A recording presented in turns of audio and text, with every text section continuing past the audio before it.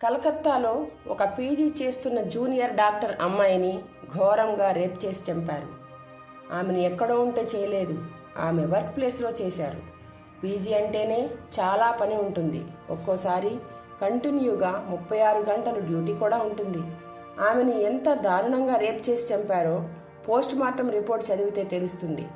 ఆమె 2 కాళ్ళు 90 డిగ్రీలు అటు ఇటు లాగేశారు. ఈ పని చేయడానికి కనీసం 2 కావాలి. స్కల్ మీద చాలా ఫ్రాక్చర్స్ ఉన్నాయి. కళ్ళద్దాలు పగిలి గాజు ముక్కలు కంట్లోకి వెళ్ళాయి. పెల్విక్ బోన్ అంటే తుంటి ఎముక విరిగిపోయింది.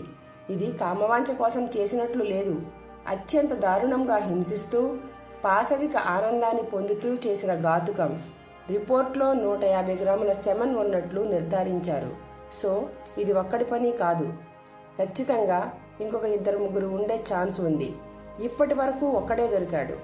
ఆ కాలేజ్ ప్రిన్సిపాల్ రాజీనామా చేస్తే మమతా బెనర్జీ ప్రభుత్వం అతని వెంటనే వేరే పోస్టింగ్ ఇచ్చింది. ఒకడినే పట్టుకోవడం వల్ల కొంతమందిని సేవ్ చేసినట్టు కనిపిస్తోంది. ఇప్పుడు ఒక్కసారిగా దేశం మొత్తం స్పందించింది. డాక్టర్లతో పాటు ప్రజలందరూ ఒకటై ఆడవారి మీద జరుగుతున్న పైశాచానికి తగిన బుద్ధి చెప్పే విధంగా చర్యలు తీసుకోవాలని